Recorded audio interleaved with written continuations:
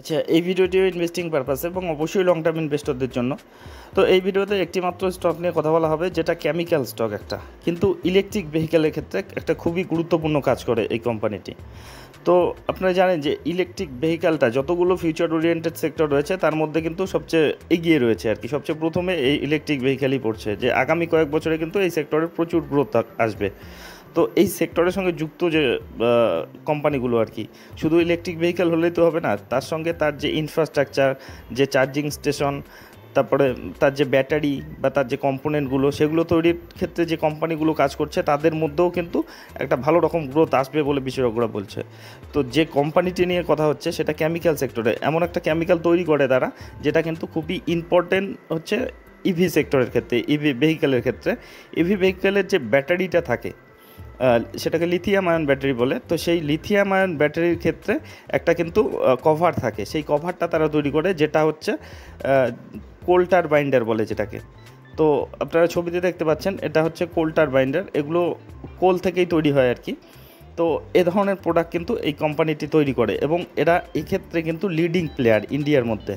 তো বুঝতেই পারছেন এই কোম্পানির কিন্তু ভবিষ্যতে প্রচুর চাহিদা আসতে চলেছে। তো সেই জন্য এই কোম্পানিটিকে পরিচয় করে দেওয়া হবে, এদের যে ফান্ডামেন্টাল, ফিনান্সিয়াল, এদের বিজনেস সব কিছু নিয়ে একটা ওভারভিউ নিয়ে নেওয়া হবে। এতে এই কোম্পানিটি সম্বন্ধে একটা ধারণা আসবে এবং সিদ্ধান্ত নিতে সুবিধা হবে যে এই কোম্পানিটিকে লং টার্মের জন্য পোর্টফোলিওতে অ্যাড করা যায় কি না। তো যাই হোক, চলে আসি এই কোম্পানিটির পরিচয়ে, যার নাম হচ্ছে হিমাদ্রি স্পেশালিটি কেমিক্যাল লিমিটেড। তো এই কোম্পানির বিজনেসটা প্রথমে দেখে নিই। লং টার্ম ইনভেস্টমেন্টের ক্ষেত্রে কিন্তু এটাই সবচেয়ে জরুরি, বিজনেসকেই আপনাকে দেখতে হবে যে সেই কোম্পানির বিজনেসে দম রয়েছে কি না। তো প্রথমেই বললাম, এটা কিন্তু এই যে প্রোডাক্টটা আর কি, দরকারি প্রোডাক্টটা, সেটার ক্ষেত্রে কোল্টার পিচ যেটাকে বলে, সেটার ক্ষেত্রে কিন্তু তারা মার্কেট লিডার। তো এদের যদি আপনি বিজনেসটা একটু ডিটেলসে দেখেন, দেখুন, Himadri speciality chemical is primarily engaged in manufacturing carbon material and chemicals. Carbon সম্পর্কিত কিন্তু তারা আর কি যে ম্যাটেরিয়ালসগুলো, কেমিক্যালসগুলো তারা তৈরি করে, এবং number one coal pitch manufacturer in India and is the only company to manufacture advance carbon material in India. তো বুঝতেই পারছেন এই কোম্পানিটি ছোট হলেও কিন্তু এদের যে বিজনেসটা কিন্তু খুব শক্তিশালী রয়েছে। তো এছাড়াও তারা বিভিন্ন ধরনের প্রোডাক্ট তৈরি করে। প্রোডাক্টের মধ্যে দেখুন যে কোল্টার পিস তো তাদের রয়েছে, কার্বন ব্ল্যাক, তারপরে ন্যাপথালিন, রিফাইন ন্যাপথলিন, এসএনএফ, তারপরে স্পেশালিটি ওয়েলস, এ ধরনের কিন্তু প্রোডাক্ট তারা তৈরি করে। তবে সবচেয়ে বেশি তাদের যেটা আর কি রেভিনিউ আসে সেটা হচ্ছে কার্বন ম্যাটেরিয়াল অ্যান্ড কেমিক্যালস থেকে, যেখানে 99%-এর মতো তাদের রেভিনিউ আসে।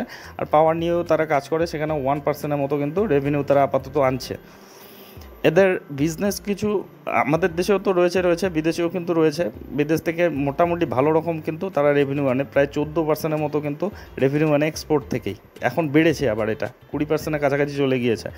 আর ইন্ডিয়াতে মোটামুটি 80%-এর উপরে কিন্তু তাদের রেভিনিউ রয়েছে। আপাতত এদের 60টি ম্যানুফ্যাকচারিং ফ্যাসিলিটি রয়েছে ইন্ডিয়ার মধ্যে, তার মধ্যে ওয়েস্ট বেঙ্গলেই রয়েছে 4টি, আর বাকিগুলো কিন্তু অন্যান্য রাজ্যের মধ্যে ছড়িয়ে রয়েছে। তো এদের যদি আপনি দেখেন ইন্ডাস্ট্রিয়াল অ্যাপ্লিকেশন আর কি, কোন কোন সেক্টরে এর ব্যবহার করা হয়, এর যে প্রোডাক্টগুলো, সেগুলো পেইন্ট সেক্টরে ব্যবহার করা হয়, প্লাস্টিক এবং ফাইবার সেক্টরে, তারপরে অ্যান্টি কোরাসিভ ম্যাটেরিয়ালের ক্ষেত্রে এই যে প্রোডাক্টের এর চাহিদা রয়েছে, তারপরে ডিফেন্স, অ্যালুমিনিয়াম, ইনফ্রাস্ট্রাকচার, তারপরে রাবার ইন্ডাস্ট্রিতে, তারপরে পাওয়ার সেক্টরে কিন্তু এই যে কোম্পানি যে প্রোডাক্টগুলো তৈরি করে তাদের কিন্তু চাহিদা রয়েছে। তো এর যদি ক্লায়েন্টও দেখেন, খুব বড় বড় কিন্তু ক্লায়েন্ট রয়েছে, ক্লায়েন্ট বেসও খুব স্ট্রং রয়েছে।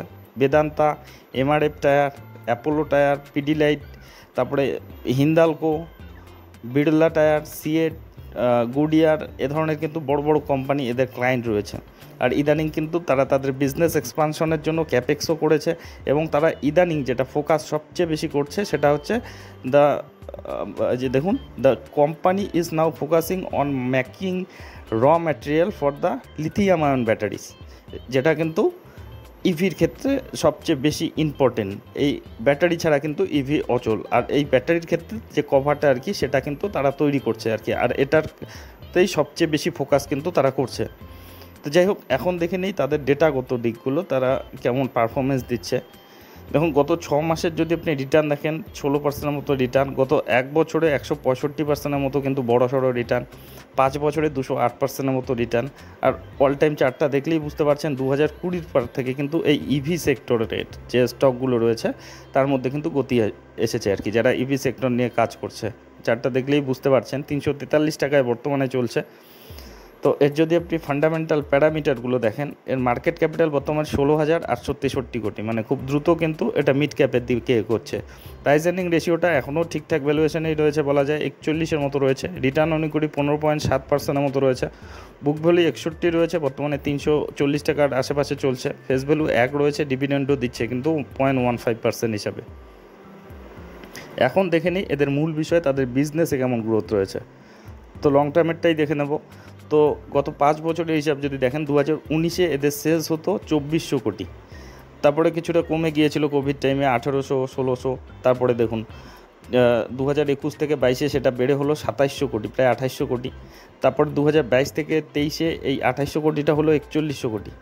এখনও এই অবধি কিন্তু 4185 কোটির মতো কিন্তু তাদের সেলস রয়েছে, মানে তাদের কিন্তু ব্যবসায় কিন্তু বৃদ্ধি হচ্ছে।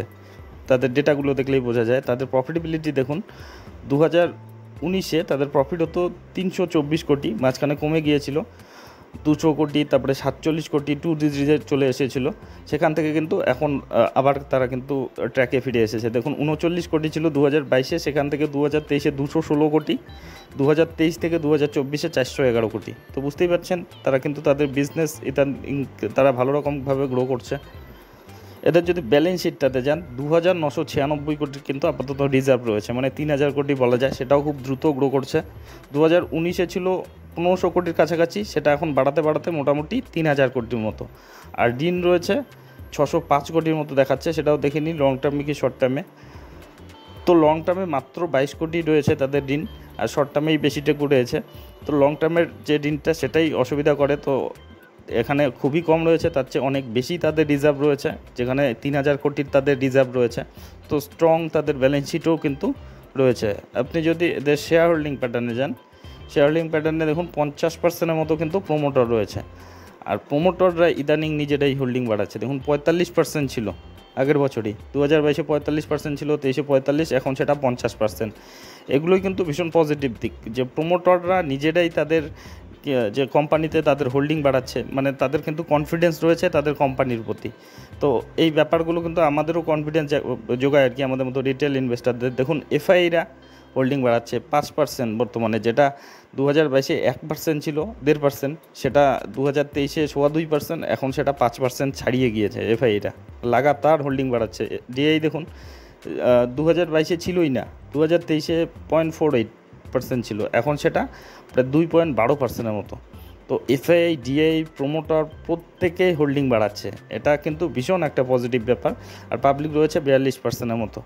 তো বুঝতেই পারলেন যে এই ডেটাগুলোর মধ্যে কিন্তু সব কিছুতেই পজিটিভিটি রয়েছে। তাদের শেয়ার হোল্ডিং প্যাটার্ন স্ট্রং রয়েছে, এবং যে ইনস্টিটিউশনাল ইনভেস্টর প্রোমোটাররা নিজেরাই হোল্ডিং বাড়াচ্ছে। তারপরে আপনার ব্যালেন্স শিটটা, সেখানেও কিন্তু স্ট্রেংথ রয়েছে তাদের ব্যালেন্স শিটে। আর আপনি যদি দেখেন তাদের যে সেলস প্রফিটেবিলিটি, সেখানেও কিন্তু গ্রোথ রয়েছে। তো সেজন্য এই কোম্পানিটিকে আলাদাভাবে পরিচয় করে দেওয়া হলো। তো এই কোম্পানিটির এই পরিচয় নিয়ে এই ভিডিওটা ছিল।